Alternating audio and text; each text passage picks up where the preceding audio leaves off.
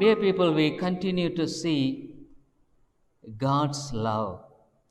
நாம் தேவனுடைய அன்பை தொடர்ந்து பார்க்கும்படியாக இருக்கிறோம்.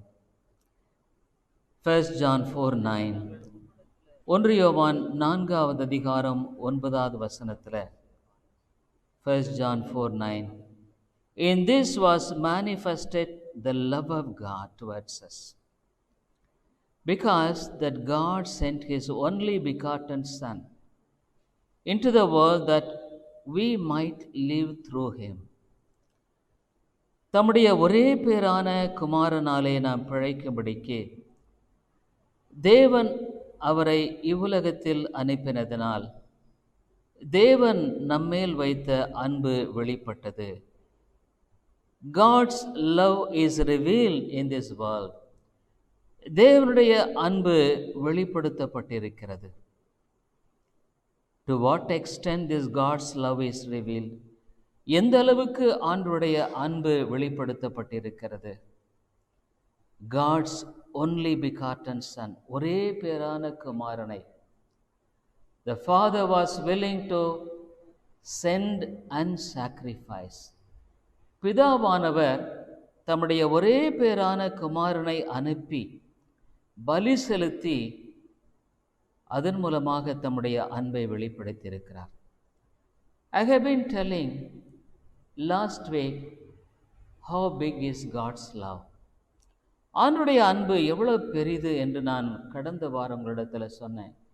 It's bigger than the whole universe. முழு உலகத்தை விட இது பெரியதுங்க. That is why we could see the love of God in the Bible in every page. ஒவ்வொரு பக்கத்திலும் ஆண்டவருடைய அன்பை நாம் பார்க்கிறோம். It is not for his name's sake, but that we may live. அவருடைய பெயருக்காக அல்ல, நாம் பிழைத்திருக்கும்படிக்கு தம்முடைய குமாரனை அனுப்பினார். So that we could live in this life a fruitful one. இந்த உலகத்தில் ஒரு கனியுள்ள ஒரு வாழ்க்கை வாழும்படிக்கு. So that we could live a life of peace and joy in this world. இந்த உலகத்தில் ஒரு சமாதானம் சந்தோஷமுள்ள ஒரு வாழ்க்கை வாழும்படிக்கு. God gave such a costly price. தேவன் இவ்வளவு ஒரு விலைக்கிரயத்தை செலுத்தினார். Not only living in this world with such a peace and joy, இந்த உலகத்தில் சந்தோஷத்தோட சமாதானத்தோட வாழும்படியாக மாத்திரமல்ல, to live eternally with him with such joy and happiness. அவரோடு கூட நித்தியமாய் வாழும்படியாக இந்த உலகத்தில் அவரை அனுப்பினார். In Philippians 2:6-8,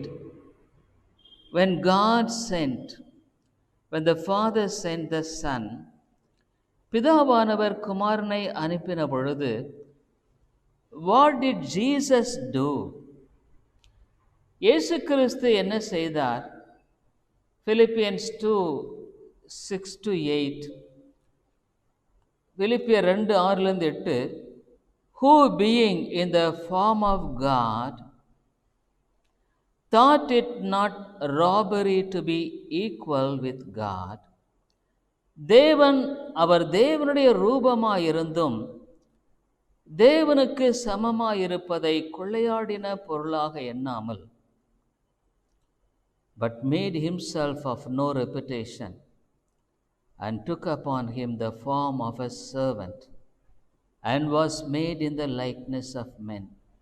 அவர் மனுஷ ரூபமாய் காணப்பட்டு மரண பரியந்தம், அதாவது சிலுவையின் மரண பரியந்தமும் கீழ்ப்படிந்தவராகி தம்மை தாமே தாழ்த்தினார். He became a slave, became a servant.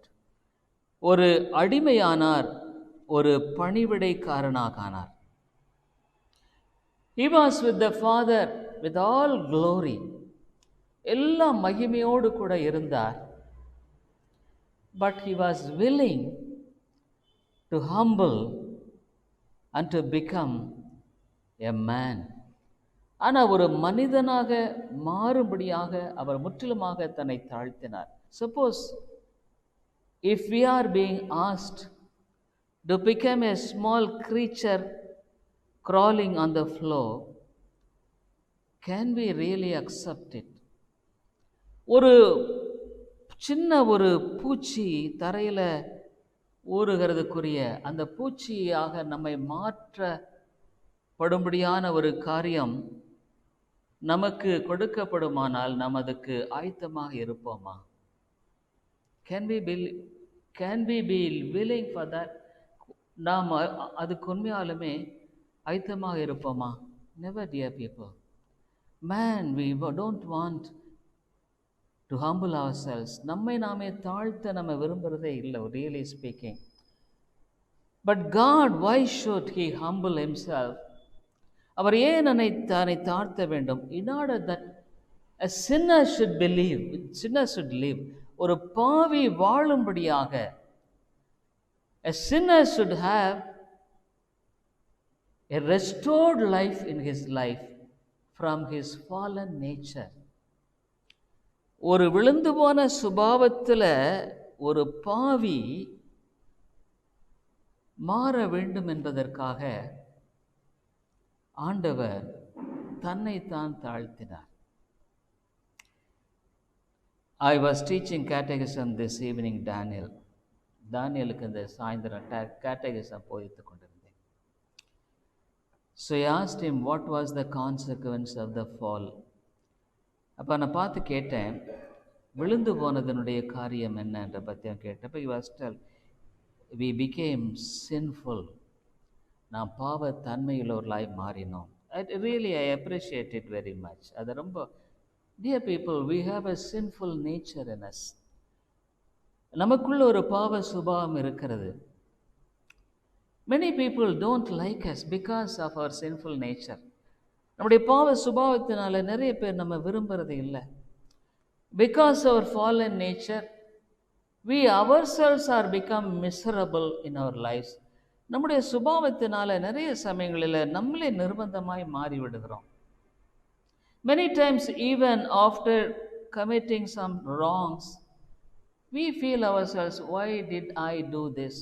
சில தவறுகள் செய்த பின்பாக நான் ஏன் இதை செய்தேன்? Really speaking, we are really miserable in this world. உண்மையாக சொல்ல போனால் நம்ம நிர்பந்தமானவர்களாக இருக்கிறோம். There are a lot of scientific advancements.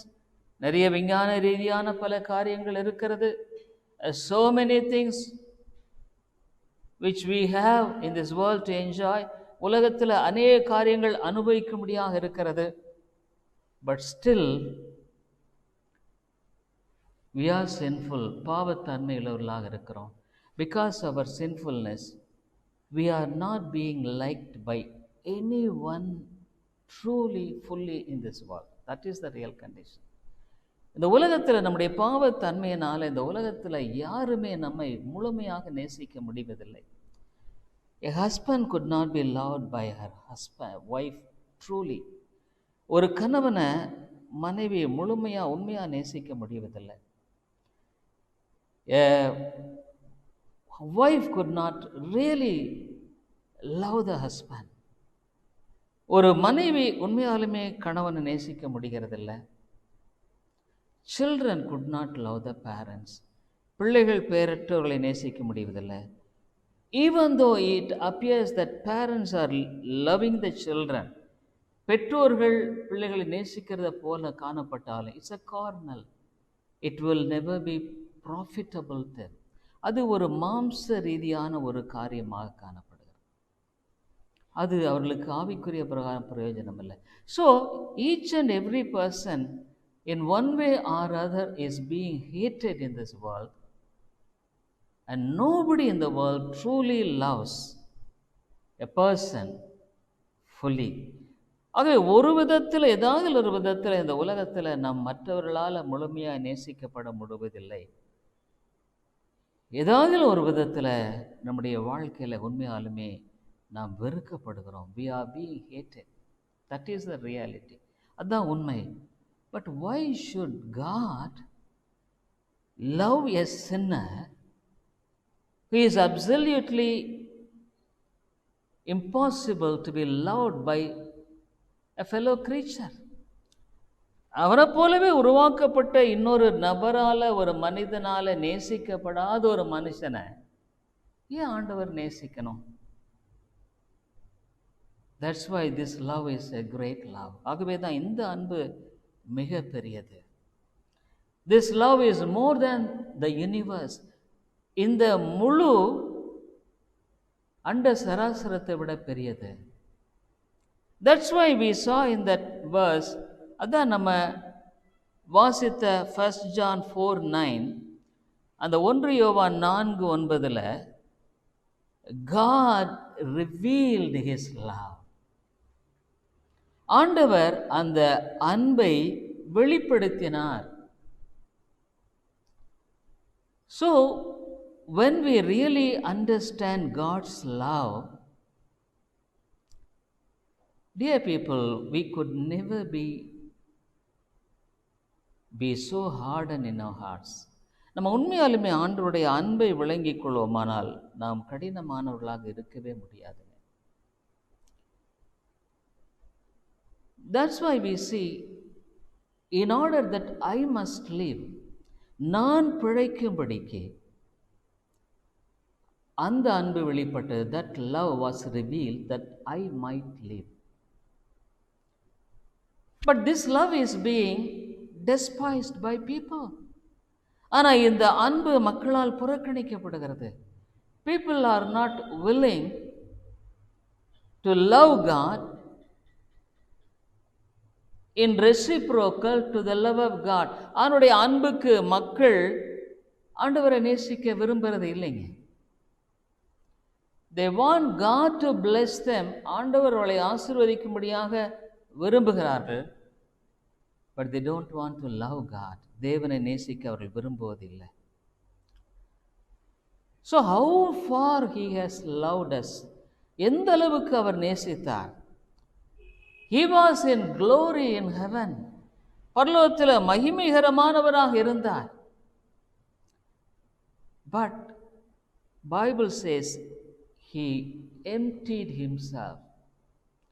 தன்னைத்தானே அவர் முழுமையாக தாழ்த்தினார். Dear people, God's love could never be understood really by us until we reach heaven.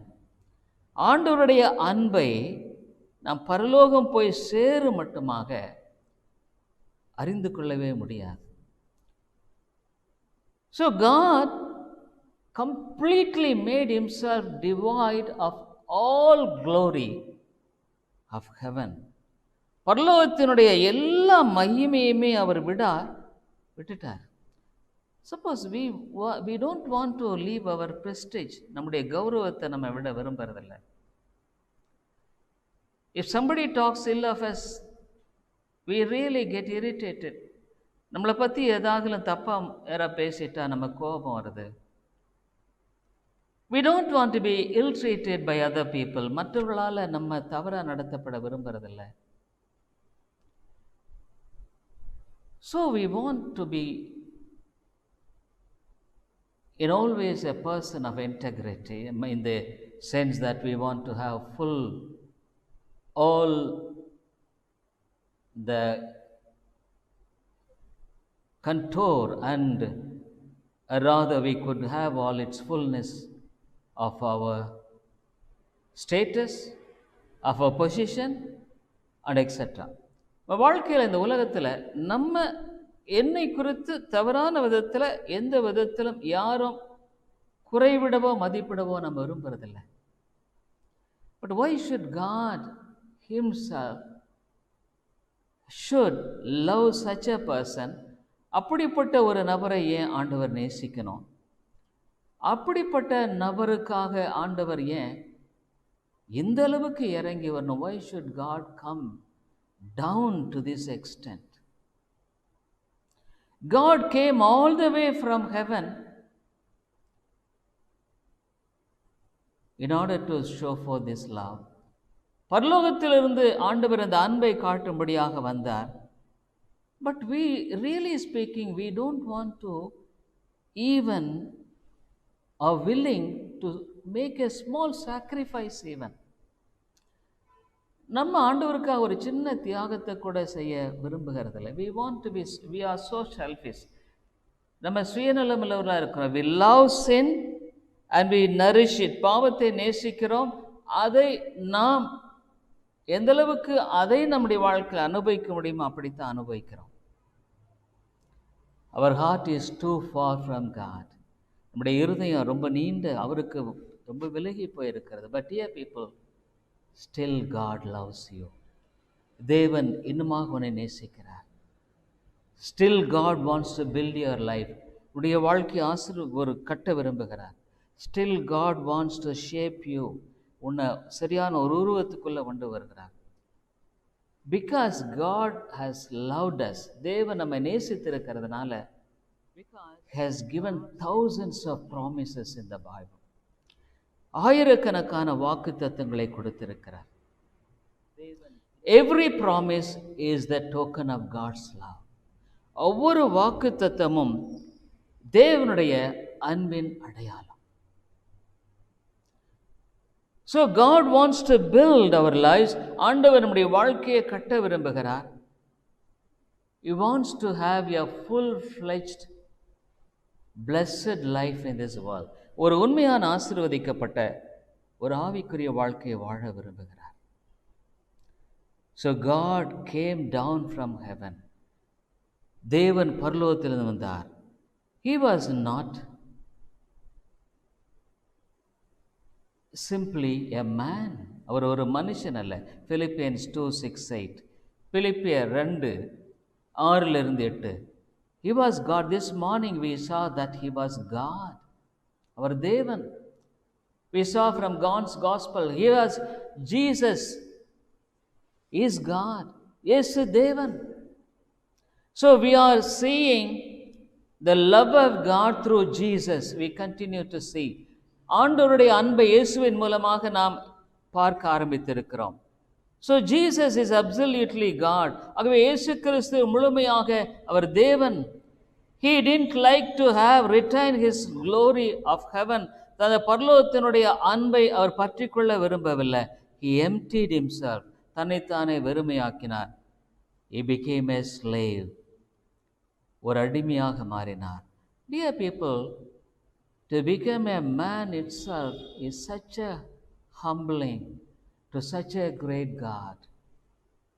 ஒரு மனிதனாக அவர் வந்ததே அவ்வளோ பெரிய ஒரு தேவனுக்கு மிக தாழ்மைப்படுத்துகிற ஒரு காரியம். Man is smaller than an angel. மனுஷன் தேவ தூதர்களிலும் சிறியவனாகவே அவன் இருக்கிறான். But still God wants to lift him up more than an angel. ஒரு தேவ தூதனை விட மேலே அவர் எழுப்பும்படியாக மனிதனை விரும்புகிறார். So he has chosen. This morning we saw how 700 years back he planned to come in a small village, Bethlehem. 700 ஆண்டுகளுக்கு முன்பாக, that actually he revealed through the prophets 700 years back that he would be coming in Bethlehem as a helpless babe. ஒரு உதவியற்ற ஒரு குழந்தையாக வருவதை குறித்து 700 ஆண்டுகளுக்கு முன்பாக தீர்க்கதரிசியின் மூலமாக சொல்லியிருக்கிறார். This morning we saw that. அதை நாம் பார்த்தோம். He came down to the earth, not only became a man. அவர் மனுஷனாய் மாறினது மாத்திரமல்ல, அவர் தரை மட்டுமாக தாழ்த்தினார். He became a slave, a servant. அவர் ஒரு அடிமை ரூபமாய் காணப்பட்டார் என்பதை குறித்து நாம் பார்க்கிறோம். See, dear people, the people also were despised. People despised Jesus. இயேசுவை அவர்கள் உதாசீனப்படுத்தினார்கள். Because he came to a village, of course Bethlehem, and he was growing in Nazareth. Nazareth என்கிற கிராமத்தில் வளர்ந்தார். People knew that he was a mere carpenter. You see, Matthew Gospel 13:55, what was they calling him? When we just see all the aspects of Jesus, இயேசுவினுடைய எல்லா காரியங்களை பார்க்கும் பொழுது, he was called, oh, this carpenter Jesus. Matthew 13:55, மத்தேயு 13:35, is not this carpenter's son? They were called, தச்சனுடைய குமாரன் தானே. He is the carpenter's son. He himself is a carpenter. இவன் ஒரு தச்சன் தானே, தச்சனுடைய மகன் தானே.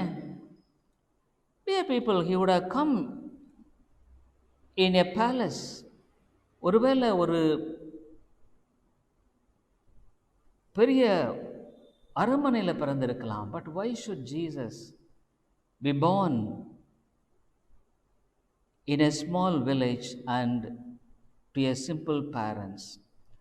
ஒரு எளிமையான பெற்றோர்களுக்கு ஒரு எளிமையான கிராமத்திலேயே it is all because of love. இது அன்பு நிமித்தமாக. So a man who is really in the very bottom could be lifted up. ஒரு கீழே இருக்கிற ஒரு மனுஷனுக்கும் நம்பிக்கை கொடுக்கும்படியாகவே இயேசு கிறிஸ்து இந்த உலகத்தில் அவ்விதமாக வந்தார்.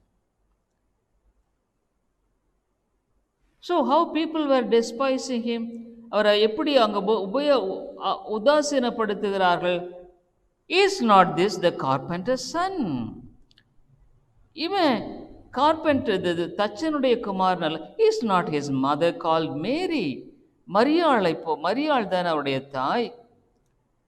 And his brethren James and Joseph and Simon and Judas, யாக்கோபு அவனுடைய சகோதரர்கள் யாக்கோபு, யோசே, சீமோன், யூதா என்பவர்கள் இவன் சகோதரர்கள் அல்லவா? Why should Jesus came in such a humble way? Because this is all to exhibit God's love. தேவனுடைய அன்பை வெளிப்படுத்தும்படியாகவே இந்த உலகம். This is completely unimaginable to us. நமக்கு விளங்கிக் கொள்ள முடியாதது. The mother was chosen and we are finite beings. நம்ம ஒரு எல்லைக்கு உட்பட்டவர்கள்ங்க. But God is infinite. தேவனுக்கு எல்லையே கிடையாது. But to make himself finite in the womb of a village girl, something you and I can't really even imagine. அதாவது ஒரு எளிய கிராமத்து பெண்ணுடைய கற்ப பையில தன்னை முழுமையாக எல்லையில்லாத அவர் ஒரு எல்லைக்குட்பட்டதுங்கிறது நம்ம நினைச்சே பார்க்க முடியாதுங்க. This morning I was telling about the Bible, few points. இந்த வேதத்தை பற்றி சில காரியங்கள் சொன்னேன். If you want to know whether this Bible is true or not, இந்த வேதம் உண்மைதான் இல்லையான்றதை நீ தெரிஞ்சுக்கன்னு கேட்டிங்கன்னா,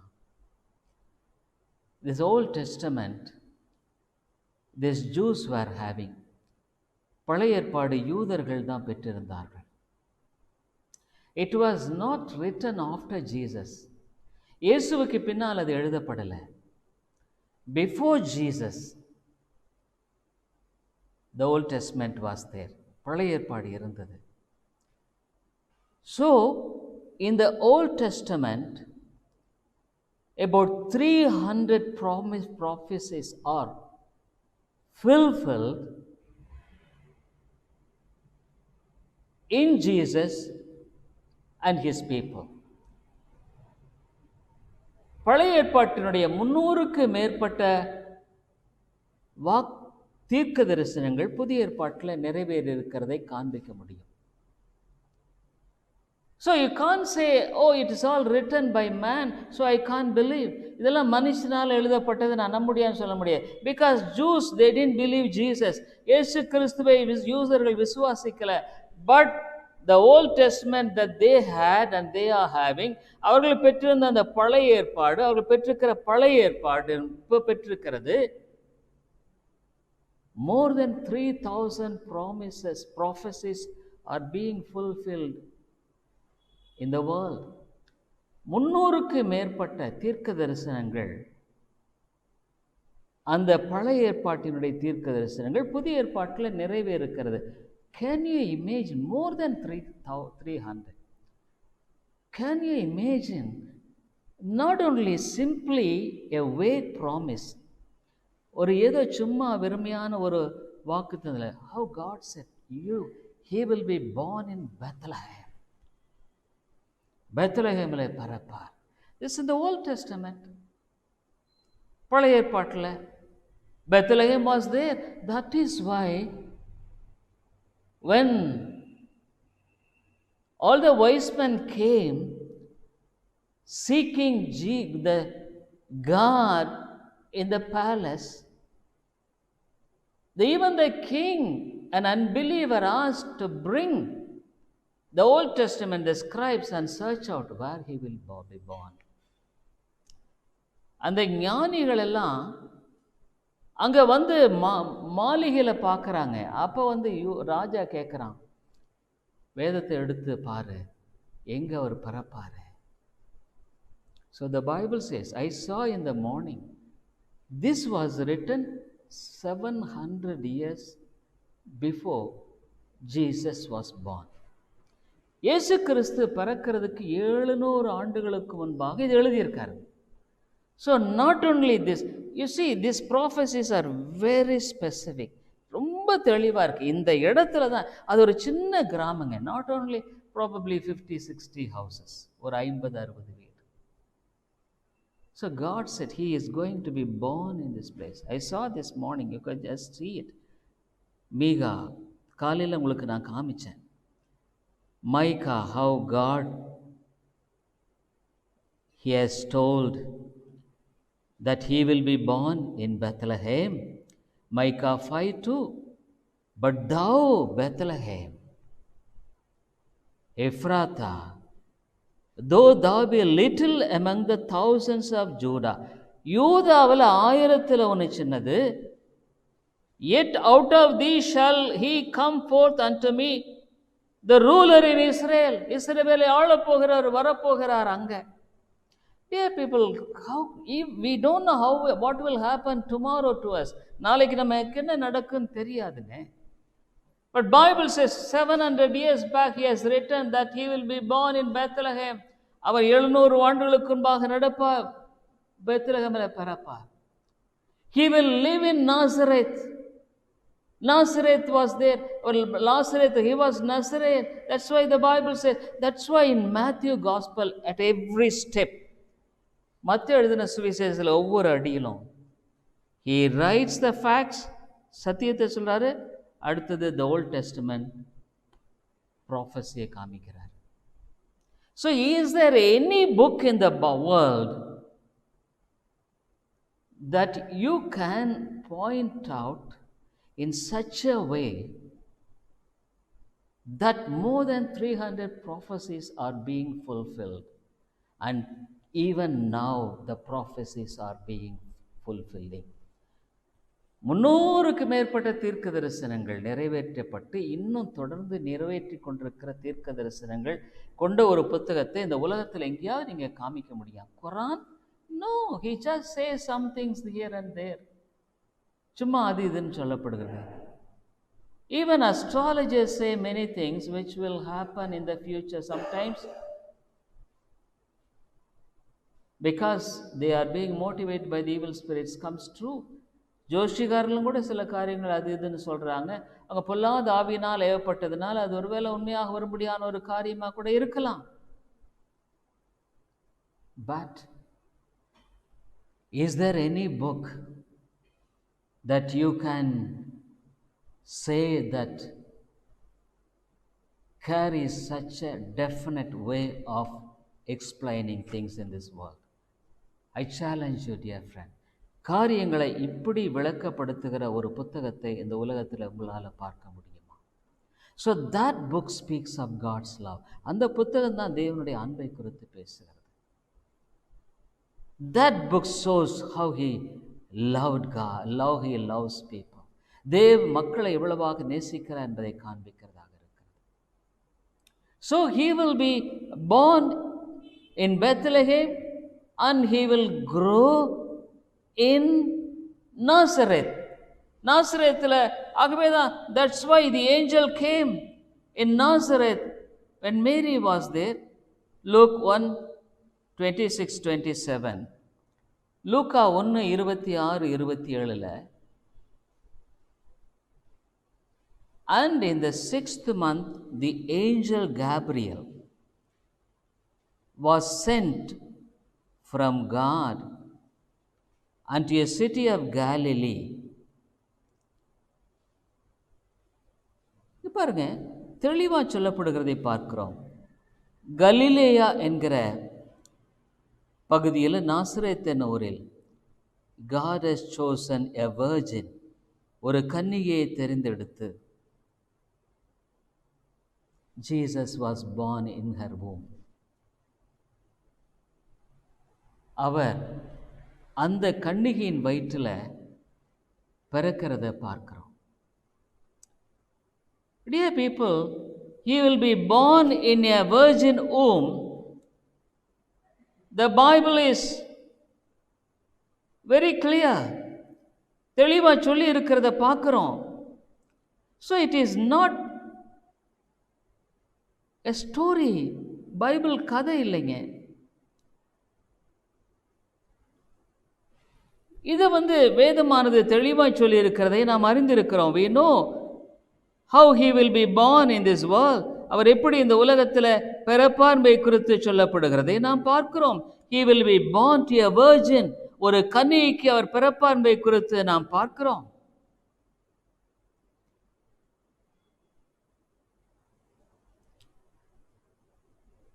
So how the Bible is so clear. வேதம் எவ்வளவு தெளிவாக சொல்லி இருக்கிறது பாருங்க. How it is so clear that Jesus will be born to a virgin, ஒரு கன்னிகைக்கு எவ்விதமாக பிறப்பார் என்பதை குறித்து சொல்லப்படுகிறதை நாம் பார்க்கிறோம். ஏசாயின் புத்தகத்தில் நம்ம பார்க்கிறோம். He will be born to a virgin. அவர் அவ்விதமாக ஒரு கன்னிகைக்கு அவர் பிறப்பார் என்பதை குறித்து சொல்லப்படுகிறதை நாம் பார்க்கிறோம்.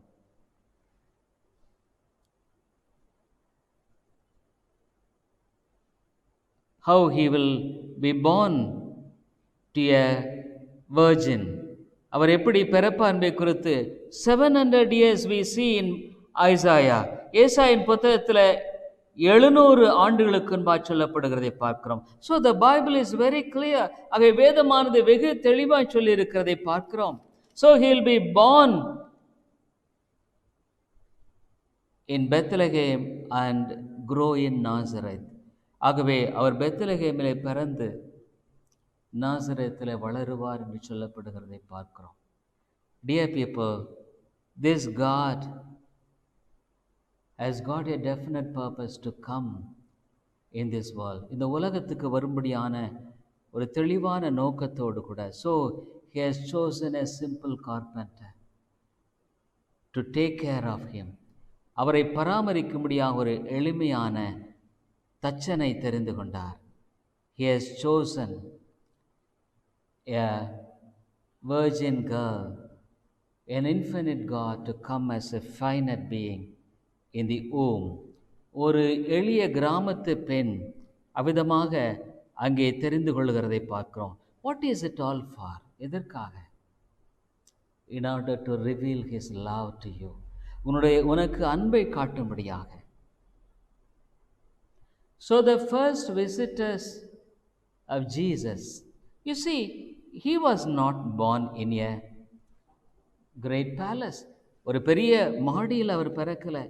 Of course we see how in Luke's gospel, Luke எழுதின சுவிசேஷம் 2nd chapter, Luke's gospel 2nd chapter. You see, 5th, Galilee, to be taxed with Mary, his espoused wife, being great with child. And so it was that while they were there, the days were accomplished, and she should be delivered. கலிலேயா நாட்டிலுள்ள நாசரேத்தூரிலிருந்து யூதேயா நாட்டிலுள்ள Bethlehem என்னும் தாவீதின் ஊருக்கு போனான். அவ்விடத்தில் அவர்கள் இருக்கையில் அவளுக்கு பிரசவ காலம் நேரிட்டது. And she brought forth her firstborn son, and wrapped him in swaddling clothes, and laid him in a manger, because there was no room for them in the inn. அவள் தன் முதற் பேரான குமாரனை பெற்று சத்திரத்திலே அவர்களுக்கு இடமில்லாதிருந்தபடியினால் பிள்ளையை துணிகளில் சுற்றி முன்னணையிலே கிடத்தினாள். So he was born in a very simple place. Even in Mark 6:3, you see, Jesus was called mere carpenter. In Mark 6:3 also, when you see, even Tachan allava, is not this the carpenter? So why should God left of all glory and to come humbly in this world? ஏன் எல்லா பரலோகத்தை விட்டு இந்த உலகத்தில் தாழ்மையாய் வர வேண்டும்? That you must have life eternal. ஒரு நித்தியமான ஜீவனை உடைய வாழ்க்கையில பெற்றுக்கொள்ளும்படிக்கு. Dear people, even now God's love is despised. அவருடைய அன்பு இந்த உலகத்தில் புறக்கணிக்கப்படுகிறது. People are not willing to surrender to God. தேவனுடைய மக்கள் ஆண்டவருக்கு தங்களை ஒப்புக் கொடுக்க விரும்ப. Why? Because they don't trust him. அவரை நம்புறதில்லை. Even though we call ourselves Christians, நம்ம கிறிஸ்துவிலிருந்து அழைத்து கொண்டாலும், we really don't trust his love. அவருடைய அன்பை நம்ம நம்புறதில்லை. We don't trust the Bible. வேதத்தை நம்ம நம்புறதில்லை. We don't trust his truth. அவருடைய சத்தியத்தை நம்ம நம்புறதில்லை. So we don't entrust our lives to God. ஆகவே நம்முடைய வாழ்க்கை ஆண்டவருடைய கரத்தில் ஒப்புவிக்கிறதில்லை. So we don't surrender our lives to God. நம்ம வாழ்க்கை ஆண்டவர் கரத்தில் முழுமையை ஒப்புக் கொடுக்கிறதில்லை. St. Paul, when he was going to Damascus, தமஸ்குவை நோக்கி பரிசுத்த பவுல் போன பொழுது ஆண்டவர் சொன்னார், you kick against thorns. முள்ளில் உதைக்கிறது கடினமாம். You kick against thorns. முள்ளுக்கு எதிராக நீ. So St. Paul, what's the Lord? What is your will for me? ஆண்டவரே, உம்முடைய சித்தம் என்ன? For what purpose I am created in this world? இந்த உலகத்தில் நான் எதற்காக நான் சிருஷ்டிக்கப்பட்டேன்? Still there are people who are God raising up in this world. இந்த உலகத்தில் இன்னும் தேவன் தம்முடைய மக்களை எழுப்பி வருகிறார். Lead Talks, there is a, probably you can see Lead Talks அப்படின்ற ஒரு YouTube, very good testimonies in high position, how God lifted them up. மேலான நிலையில் இருந்தவர்களை தேவன் எப்படி அவளை உயர்த்தினார் என்பதை குறித்து பேசினார். I heard about, I could not remember his name. I think he still is working in CMC Vellore. அவருடைய பெயர் எனக்கு தெரியல, ஆனால் இன்னும் சிஎம்சியில் ஒர்க் பண்ணுறாருன்னு நினைக்கிறேன். He is a urologist, a சிறுநீரக specialist. He is the head of the department. அவர் தான் அந்த யூராலஜி, அதாவது சிறுநீரகத்துக்குரிய காரியத்துக்கு அவர் தலைமைத்துவமாக இருக்கிறார். He said, when he was 7 years old, he accepted the Lord as his Savior. சொன்னார், 7 வருஷம் இருக்கும் பொழுது ஆண்டவரை நான் ரட்சகராக ஏற்றுக்கொண்டேன். He had a zeal for God that he had a mobile library so that he could go to the Christian people and to the Hindus, and he was distributing books, it seems, in the cycle. அந்த சைக்கிளில் அங்கே போய் இந்துக்கள், he was born in திருவண்ணாமலையில் பிறந்தவர். He was in the cycle, he was taking the Bible and the other books. So in order to maintain that, he was selling the Bibles. So he was an ordinary fellow, sadhana or manusan. He never thought that he would become a doctor. He never expected, because he was of such a humble origin. ஒரு சாதாரணமான ஒரு குடும்பத்தில் பிறந்தனார் அப்படின்னு நினைக்கவே இல்லை. But one day when he prayed to God in Isaiah, that nations will come to you, I will glorify you. தேசங்கள் உன்னிடத்தில் வரும், நான் உன்னை மகிமைப்படுத்துவேன். He pointed out that verse. வசனத்தை சொன்னார். He said, God lifted me up to be such a position in the urology. He was working in abroad. மேற்கத்திய நாடுகளில் அவர் பணி செய்தார். A medicine was found out and which will cure only rare diseases of kidney problem. Kidney problemத்தில் ஒரு சாதாரணமான ஒரு யாருக்கு வராத ஒரு வியாதிக்கு சுகமடையக்கூடிய ஒரு காரியமாக இருந்தது. So the big company wanted to make him as a representative to India. பெரிய கம்பெனி அவர் இந்தியாவில் அதுக்குரிய ஒரு நிபுணத்துவம் பெற்ற ஒரு நபராக பணி செய்ய அமர்த்த. But he said, for a country like India, we can't buy such a costly medicine. I can't be a promoter of this simply working for so much of money, because they promised such a huge amount of salary. அவருக்கு அவ்வளோ பெரிய தொகையை கொடுக்கறதுக்காக அவங்க promise பண்ணியிருந்தாங்க. அவர் சொன்னார், இந்தியாவில் இதை வாங்கி நாங்கள் செய்ய முடியாது. So he came to India and worked, and he is continuing in CMC, I believe. அவர் இன்னும் இந்தியாவில் அந்த CMCயில் ஒர்க் பண்ணுறேன்னு சொன்னார். He said, now people from Bangladesh, from so many countries are coming and getting cured. Bangladesh இன்னும் பல நாடுகளிலிருந்து வந்த மக்கள் இன்றைக்கு சுகமட்டு போய் கொண்டிருக்கிறார்கள். It is God who lifted me up. தேவன் என்னை உயர்த்தினார். Dear people, when you love God and you honor God, God will lift you. தேவனை நீ கனப்படுத்தி அவரை மகிமைப்படுத்தும் பொழுது, அவரை நேசிக்கும் பொழுது கர்த்தர் உன்னை உயர்த்துவார். Because you don't value his love. அவருடைய அன்பை நீ விலை மதிக்க மாட்டேங்கிற. You despise him. அவரை புறக்கணிக்கிற. You despise his love. அவருடைய அன்பை நீ புறக்கணிக்கிற. If it is possible, you think of godly thing, you think of God. ஏதோ முடியுமான தேவனை பற்றி நினைக்கிற. You have not surrendered to him. ஞாண்டவருக்கு உன்னை ஒப்பு கொடுக்கல. God says, I will make the crooked straight. கோணலானதை நான் சரியா செய்கிறேன். When I heard the testimony, I thought how God is true. Even in my life, the same thing he has done. He is a true God. அதை படித்தப்போ நான் யோசித்தேன், என்னுடைய வாழ்க்கையில் ஆண்டவர் நிச்சயமாக அவருடைய வாக்கு தத்துவத்தை நிறைவேற்றுகிறார். So I could perceive God's love, தேவனுடைய அன்பை. Dear people, but you despise God. தேவனை புறக்கணிக்கிற. You despise his love. அவருடைய அன்பை புறக்கணிக்கிற. You don't really love and surrender to God. நீ ஆண்டவரை நேசித்து அவருக்கு உன்னை ஒப்பு கொடுக்கல.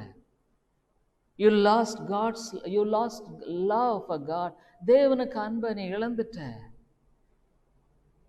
You don't go and tell God, Lord, I want to love you, take care of my life. என்னுடைய வாழ்க்கையை நீர் பொறுப்படுத்திக் கொள்ள உம்மை நேசிக்கிறேன்.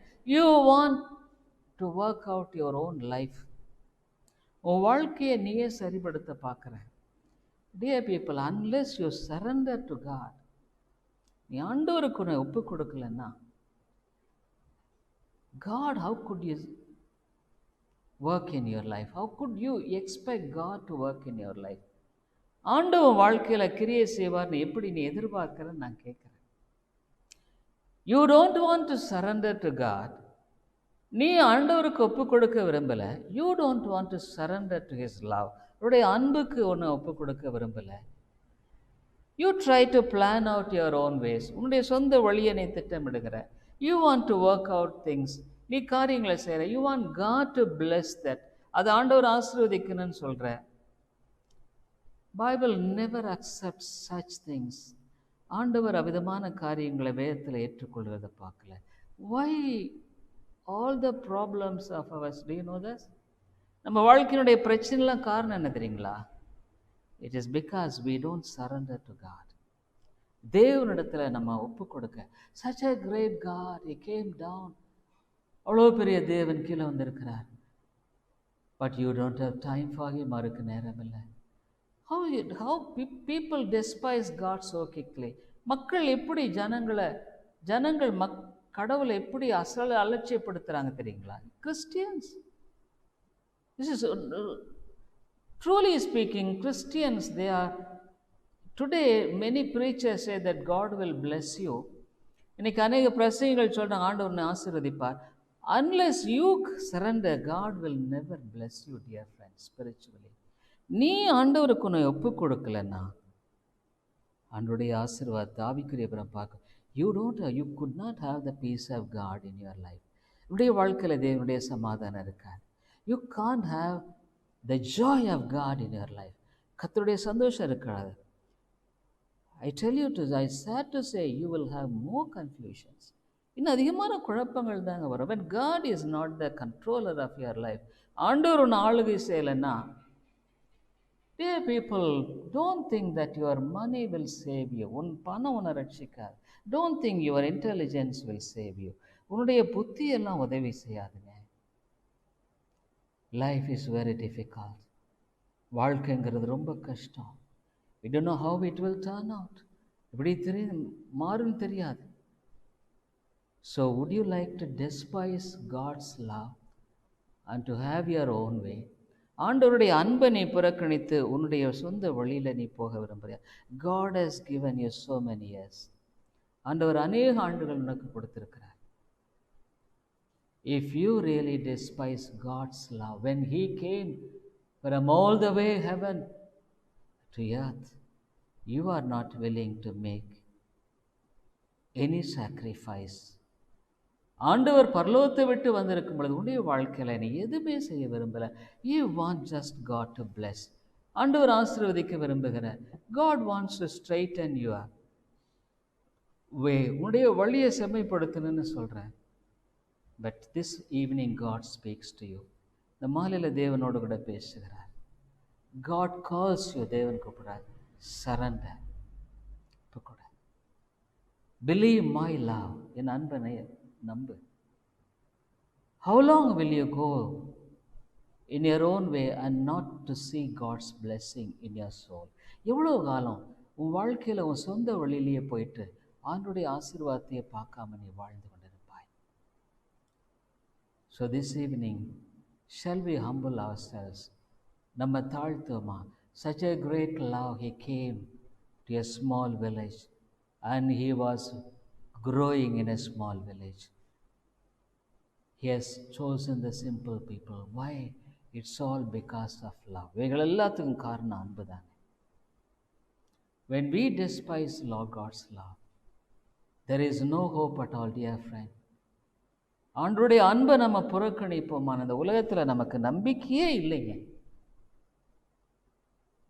But God calls you now to surrender your life. ஆண்டவருக்கும் வாழ்க்கையை ஒப்பு கொடுக்க கர்த்தர் கூப்பிடுறார். Shall we bow our heads and surrender? நம்முடைய தலையை தாழ்த்தி நாம் கர்த்தருக்கு நம்ம ஒப்பு கொடுப்போமா? Think of your past failures. உன்னுடைய கடந்த காலங்களின் தோல்வியை நீ யோசனை பண்ணிப்பார். Do you have really the blessings of God's peace and joy in your life? உன் வாழ்க்கையில் உண்மையாலுமே ஆண்டவருடைய சமாதான சந்தோஷம் உனக்குள்ளே இருக்கா? Do you have your peace in your family? குடும்பத்தில் சமாதானம் இருக்கா? Is there joy in your family? உன் குடும்பத்தில் சமாதான சந்தோஷம் இருக்கா? Are you facing problems in these days? இந்த நாட்களில் பிரச்சனையை நீ சந்திச்சிட்டு இருக்கிறியா? Are you restless? சமாதானம் இல்லை இருக்கிறையா? Are you in confusion? குழப்பத்தில் இருக்கிறையா? God calls you. He wants to straighten your crooked path. அவர் கோணலானவைகளை உன் வாழ்க்கையில செம்மையாக்க விரும்புகிறார். He wants to make you a blessing. உன்னை ஒரு ஆசீர்வாதமாக மாற்ற விரும்புகிறார். He has got such a love for you. அவர் உனக்காக அவ்வளோ ஒரு அன்பை கொண்டிருக்கிறார். He wants you to call upon His name. அவருடைய பெயரை நீ சொல்லி அழைக்கும்படியாக ஆண்டவர் விரும்புகிறார். He wants you to express your difficulties. உன்னுடைய பிரச்சனை அவரிடத்தில் சொல்லும்படியாக அவர் விரும்புகிறார். How long will you go away from God's love? அவருடைய அன்பை விட்டு நீ எவ்வளோ தூரம் போவ? Can you say that I surrendered all to my God? என்னை முழுமையாக ஆண்டவரிடத்தில் ஒப்பு கொடுத்தேன் உன்னால் சொல்ல முடியுமா? You have not surrendered completely to God, really. நீ ஆண்டவருக்கு உண்மையாக உன்னை முழுமையாக ஒப்பு கொடுக்கல. There are so many things in your life which you don't want to surrender. உன் வாழ்க்கையில் அநேக காரியங்கள் ஆண்டவருக்கு ஒப்பு கொடுக்க நீ விரும்பல. So you continue with all the things of this world, with all difficulties, confusions, fear, anger, bitterness. ஆகவே இந்த உலகத்தின் காரியங்களால பல கோபம், கசப்பு, வெறுப்பு. Your life is miserable. வாழ்க்கை நிர்பந்தமாக இருக்கிறது. You ask many questions. கேள்வி அநேக கேட்கிற. Why it is for me? எனக்கு ஏன் இப்படி நேரிட்டது? Why? கேட்கிற. ஆனால் நீ ஆண்டவரே நான் உம்முடைய பாதத்தில் என்னை ஒப்பு கொடுக்கிறேன். He is a great God. அவர் மிகப்பெரிய தேவன். He knows how to handle your problem. உன்னுடைய பிரச்சனை எப்படி சரிபடுத்துறது அவர் அறிஞ்சிருக்கிறார். He knows how to tackle your problem of sin. உன்னுடைய பாவத்தினுடைய பிரச்சனைகளை எப்படி சரி நாக்குறது அறிஞ்சிருக்கிறார். Tell God, தேவனிடத்தில், Lord, I surrender now. ஆண்டவரே என்னை முழுமையாக அர்ப்பணிக்கிறேன். Surrender to this love. இந்த அன்புக்கு நான் ஆண்டவரே என்னை ஒப்பு கொடுக்கிறேன்.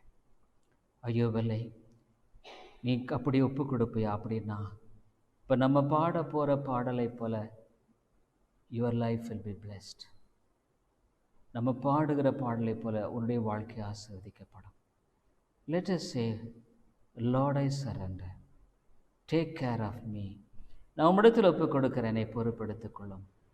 I could not understand your love fully. உம்முடைய அன்பை முழுமையாக விளங்கிக் கொள்ள முடியல. Lord God, even now speak to us. எங்களோடு பேசும். Because we despised your love, we suffered a lot. உம்முடைய அன்பை புறக்கணிச்சினால் நாங்கள் எவ்வளோ ஆண்டவரே பாடுகளை கடந்து போயிட்டோம். But now you call us. எங்களை அழைக்கிறீர். Here we are. ஆண்டவரே நாங்கள் இங்கே இருக்கிறோம். We surrender ourselves. எங்களை ஒப்புக் கொடுக்கிறோம். Help us, Lord. எங்களுக்கு உதவி செய்யும். இயேசுவின் நாமத்தில் ஜெபிக்கிறோம் எங்கள் நல்ல பிதாவே. ஆமென்.